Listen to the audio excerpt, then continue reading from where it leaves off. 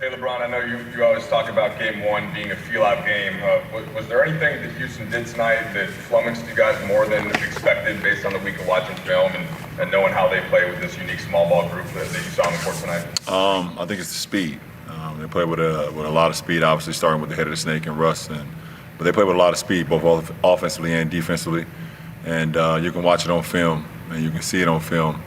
Until you get out there, you get a feel for it, and that's what we did tonight. We got a feel for their speed, and we should be fully aware of that going into game two.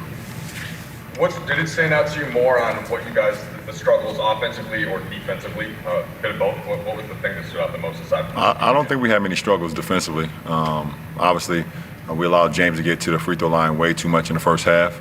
But more importantly, I mean, we had 17 turnovers for 27 points. That's all offense. And I thought defensively, we had a couple breakdowns, but that happens throughout the course of a 48-minute game. But I thought we were in tune on that side. But offensively, we got to clean up the turnovers. Hey LeBron, it's Dave. It was a 6-point game to start the fourth, and Houston went on a, I think, 12-3 run with a group that you guys haven't really used before. What's it like to play with a new group of players in a playoff situation when you've never done it before?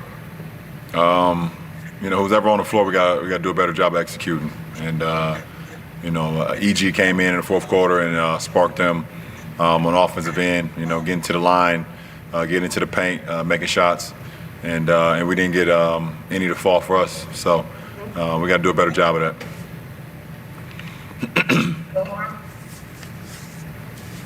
Hey LeBron, so much coming into this series is made of your guys' need to impose your will or dominate inside, however you want to phrase it.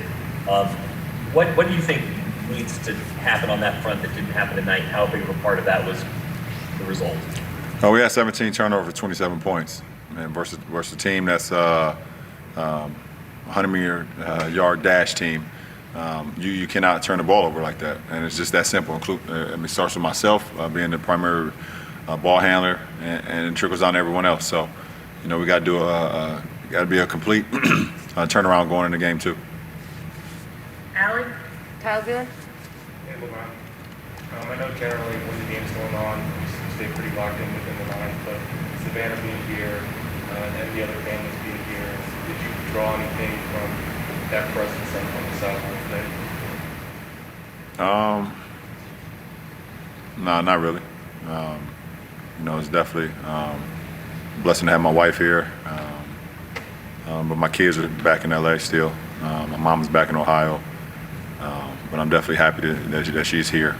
It's just, but I keep the main thing when I'm on the floor. When I'm on the floor, it's all about how I can be better for my teammates. How can I, make plays offensively and defensively, and then, see my wife after the game.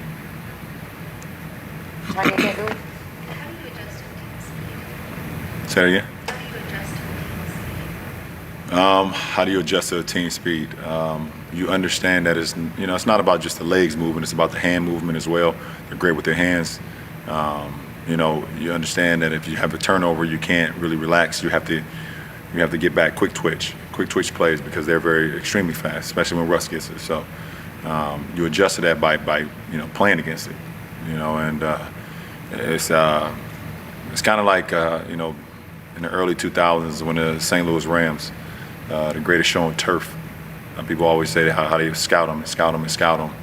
But until they got on the field and they seen Isaac Bruce and Torrey Holt and Marshall Faulk and Oz Hakeem and all those guys, then it was like, okay, we need to play them again because there's no way you can simulate that speed. Getting out on the floor and having a game one give you a good feel for it. Anyone else here? Question? Chris? How have you been able to adapt to, you had a layoff now, but adapt just to having a game every other day? It's been very challenging, just like everything else has been challenging here. And it is what it is. There's no excuses. Obviously, the body takes a toll and things of that nature, but you got to, I get right to work right after the game. Win, lose, or draw. I started my treatment already in the locker room. I get back to the hotel. I'm going to do some more. Be up pretty late tonight. Hopefully I can get some rest tomorrow during the day after our session. But just start to prepare for game two. And I'm not the only one.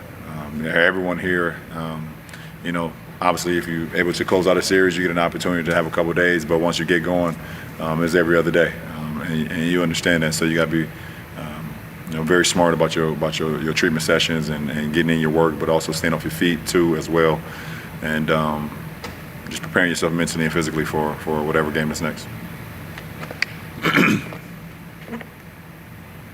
Tanisha, you can take the Last- last. There you go. Yeah, last one on my end will be Melissa. Hey LeBron, you've talked a lot about mindfulness and meditation. I'm curious, when a game or a play does not go your way in the bubble, is there something that you've learned to turn to in the bubble to help you reset mentally? I'm always talking to them. When I see my kids, I'm able to reset, and you know, that definitely helps a lot. You know, there's definitely been you know, extreme measures here in the bubble.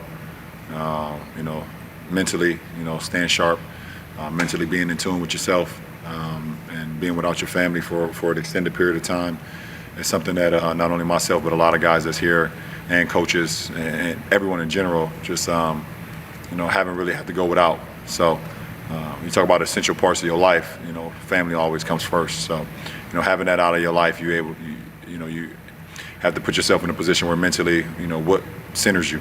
And for me, meditating helps extremely, a lot for me personally. Taking a lot of deep breaths and just closing my eyes and just centering myself, listening to my inner self and things of that nature. And then, but also, like I said, talking to my kids, talking to my mom. You know, that definitely, you know, something that, you know, keeps me, you know, in the bubble, I guess you would say, sane. You know, having that support system, even though they're not here physically. All right, thanks so much, LeBron. Yeah, appreciate it.